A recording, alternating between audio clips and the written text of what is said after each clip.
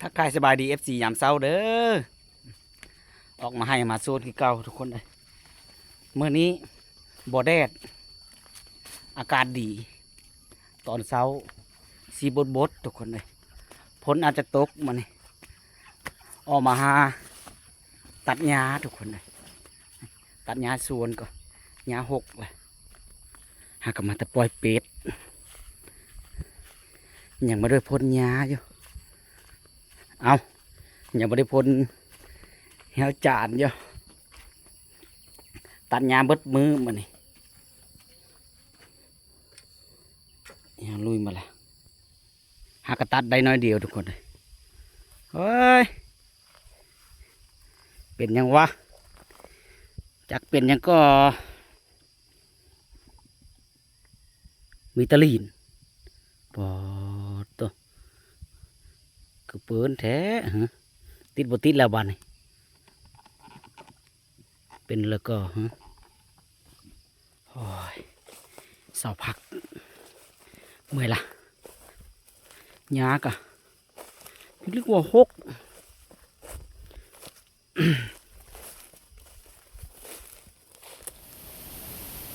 พักเที่ยงก่อนทุกคนเลยมือหากินข้าวกินน้ำก่อนเมย์ไปหาน้อยมากระเซ็นได้มื้อนี่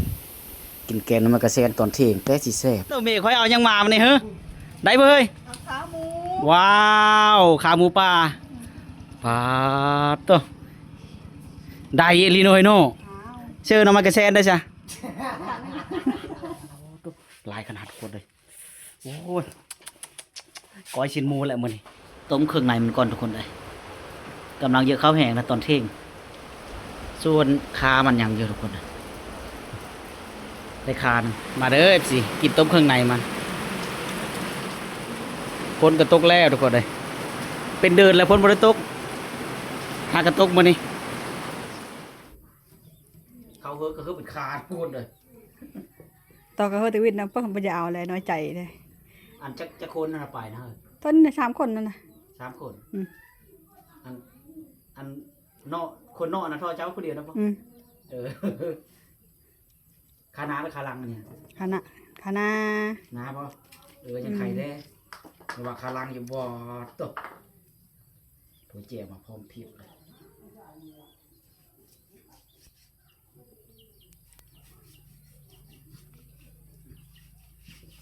เย็นนะเลยกินนี่นะเฮ้ยก็เลยก้อยบ่ตามเลยก้อยกินเทศแล้วล่ะก้อยเฮ็ดจุกชิ้นบ่แล้วเนาะเฮ้ยเนาะปักเว้นแกงเชียงใหม่เด้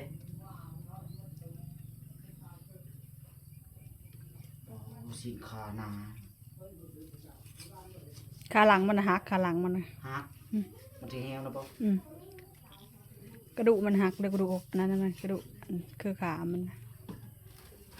หักกระทึ่งเด่นหน่อยเนาะบ่คือแต่หึงแล้วคือหัวซีดยังงามอยู่มันจะจ่อยหมดละ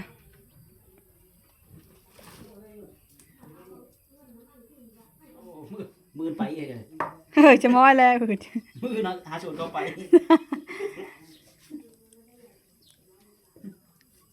ไปปลามาได้งูมันนั่นหรอกมานั่นนี่ขนาดเป็นพันปืนนี่ติพันปืนแต่ก่อนนี่เขามือกับพันปืนนะก็พันปืนแล้ว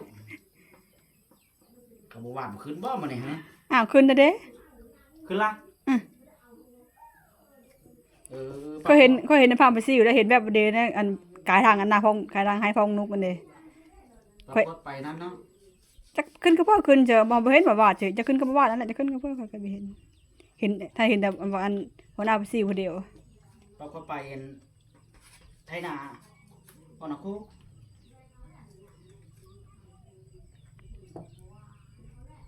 จะบนเห็นบ่ได้มูนี่เนาะ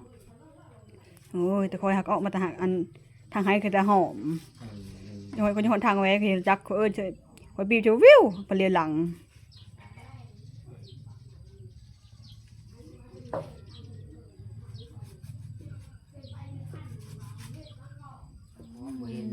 หันก็ขมันหันก็ขมันโอ้เรื่องมันบ่เกี่ยวกับคอได้จักมันก็เลยกันนะฮะคอแข็งมูยังไม่เห็นหอนมันเลยกูก็ได้ฮะ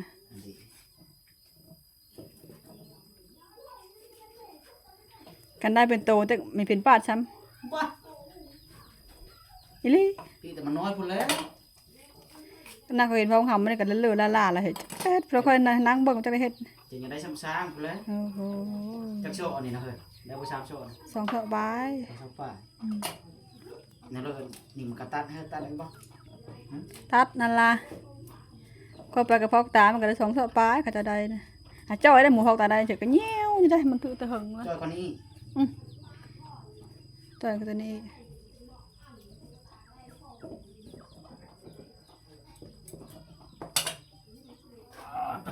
ได้กระตุกนึงทุกคนน่ะ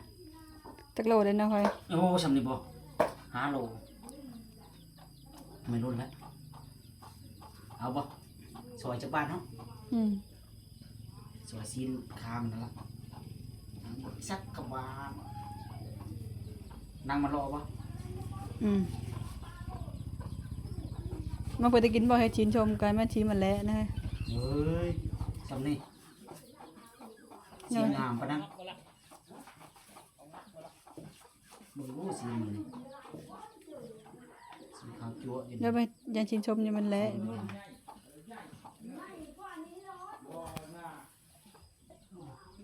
ซีนงามสวยซีนนะเอาจากบ้าน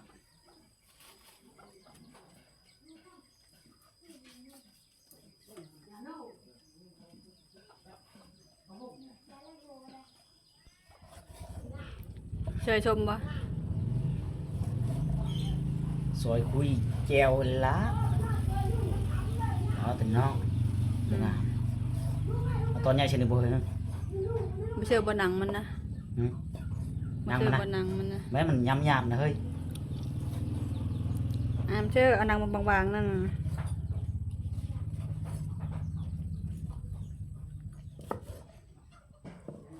โอ้ชมมะนาวอย่างดีเว้ยก็เบิดคักแล้วนี่เสียมะนาวแห้วบ่วะ เฮาในหนังมันนะ จะก็สิกินมะนาวมันนี่ กินน้ำได้เจ็บแฮว เอาบ่ก่อนทุกคนเลยตอนใหญ่ขนาดเลย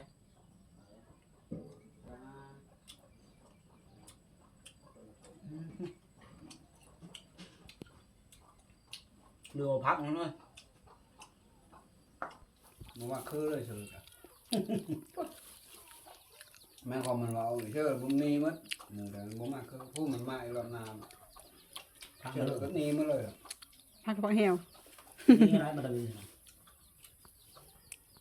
วันนี้มันนี่เป็นแฮะ ไอ้ไม้กับพี่ขึ้นฮอดไม้กับลงมาไอ้พี่ขึ้นฮอด แกงหน่อไม้กระเซนติใส่กระดูกหมูใส่ซีนหมูเลยนะเนาะ เดี๋ยวมา ใส่ซีนหมูป่าโอ้ยถ้าเอาซีนหมูก็เด้อแบ่งเถอะนั่นเด้อแบ่งพอมาได้ซีนหมูนะ ชมแพ้ชมบ้า แบ่งเข้ามาเสิร์ฟผมเด้อตัดไปตอนใหญ่ๆรถแบ่งเป็นตอนแล้ว แบ่งเท่าไรยังสวยมันนะสบายมันได้สวยน้อย ขอฉันได้ มีแต่ชีสมีแต่กระดูกมัน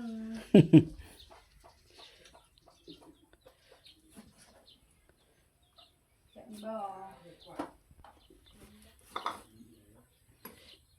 ตัวยินชมนะนี่บ่ยินชมนะ บ่เฮ็ดกะยา บ่เฮ็ดบ่ มันเป็นเฮ็ดชิ้นชมได้หมูถึงแฮว อย่า แบ่งให้เขาในเช้าได้หลายบนแบ่งอยู่ได้กินแต่ผู้เดียวก็โย สั่นเลยสิ บัดเขาได้เขาบ่แบ่งให้เขาแต่เฮาได้ แม่งอย่า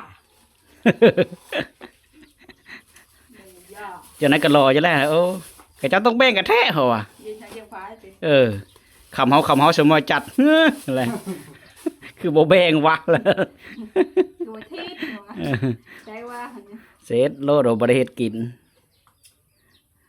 พุ่นละตอนก็เอา ว่าบักทิศคือบ่มาว่ามันนี่ว่าบักทิศไป เอาใส่ถุงกระโพดมาก่อนมายัดละมือก่อนเฮ้ยล้างมือก่อนแล้วโยงอกได้ เอาคาเฮ็ดน้ำลาวบ่แพง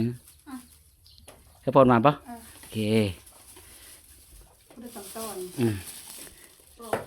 แบ่งเงินหมดคู่คนก่อน โหแน่ เอ้าคณะเช้าเด้ต้องได้แบ่งแหละ เออ ชอรีบ่ได้เฮ้อบ่พุทธตอนก็เอาเฮ้อมาแล้วโลกมันสบาย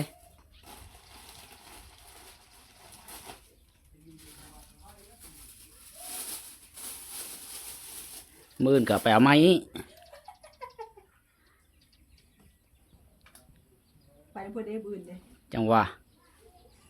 ไปนำเขาบ่มีแฮวเลย ไปในเพื่อนเด้อืมเอาไปสาระลายไปเนาะ อืม อ่า ผู้ในผู้หลายเนาะ เอาเลยจ้ะมันบ่มีเลยเข้ากันช้าแต่เนี่ย เออ แล้วก็ดีแต่เนี่ย อืม โอ้ยพอมาลืมกันมัดจบส่วนที่เหลือ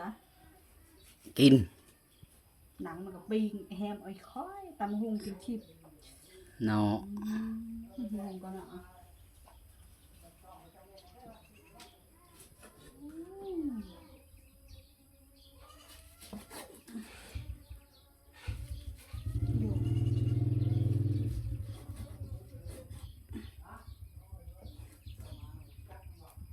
อ่อนๆแล้วก็มะนาวกันไอ้กับ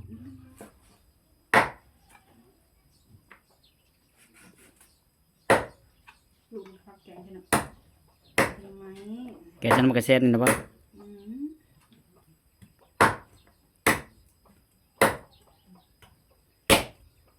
ให้แม่ระบาดนี่นะ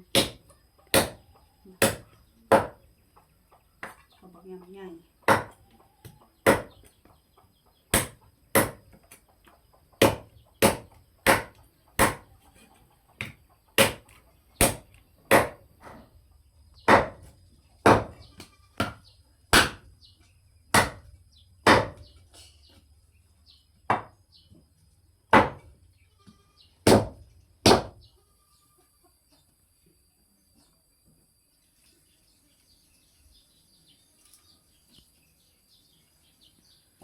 พักกระดูกบ่นี่เฮ้ยมาค่อยพักมา เฮ้ยนะ กระดูกมันทุกคนเลย ไข่เป็นขาก ระดูกมันย่างคาไว้ เอาไว้ใส่แกงใส่หวายใส่สารบัดเวลาลงนาทุกคนเลยอย่าไว้ดำนาทับปะนี่ฝนตกปลบปกแปกไป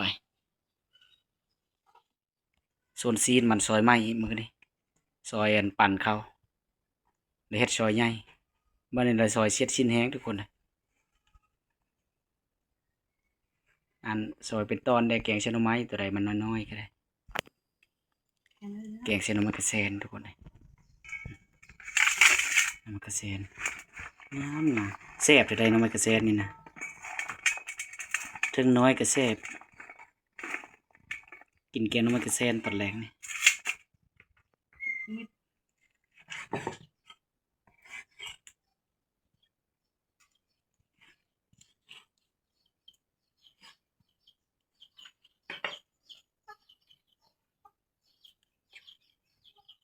เป็นมิดนะ ข้าวมันสั้นกับบะซอยแล้วเฮ้ยมีแต่ซอยใส่แกงทั้งนั้น โอ้ยฉันกำลังก็หมดแล้วเดี๋ยวฉันจะไปทันเถอะ นั่นบ่ซะ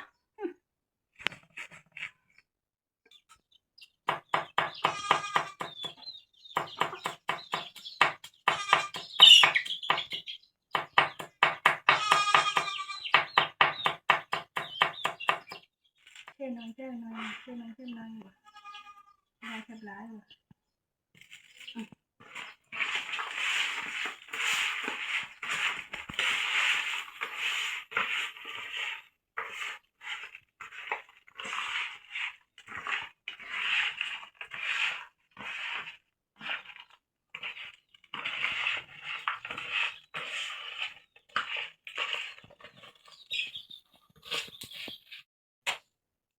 ไม่มีมือไปเลย ห้อยลายๆรถเลยไม่ห้อยบ่ลายจากตอน3 ตอน 4 ตอนบ่ ผ่าละช่องโอเคผ่าละช่องนะ เจ้าเพ้อไปเห็นกันใดนะอ่อนหรอวะ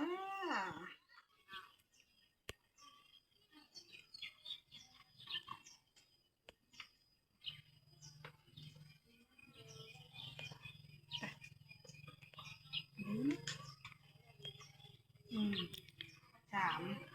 สี่หกเจ็ดแปดเก้า เดี๋ยวเขาต่อก ระโตะ โอ้หลายเต็มเนาะ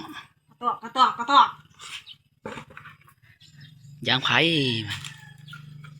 โซนน้ำมันกระแสในตอนแรงมาแล้วทุกคนนะสิได้กินเดี๋ยวนี้ก็ยังเวียนอยู่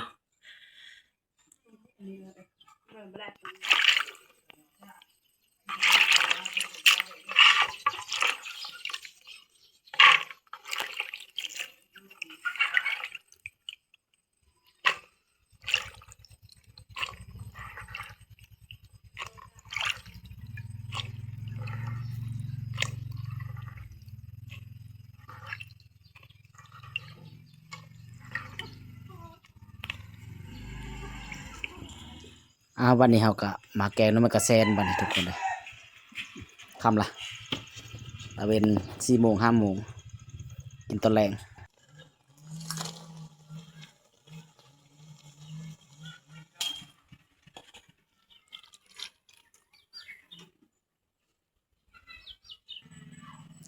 ใส่ข้าวเบอร์ทุกคนเลยหมอพดล่ะใส่เบิดเลยข้าวเบอร์ก็ได้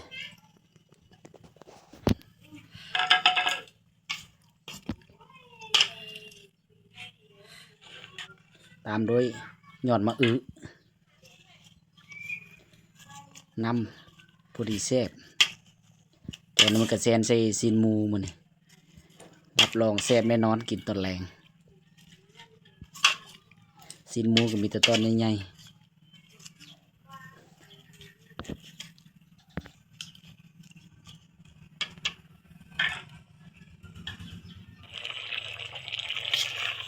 โอ้กลินหอมคักเลยหอมผักหอมซีนหมู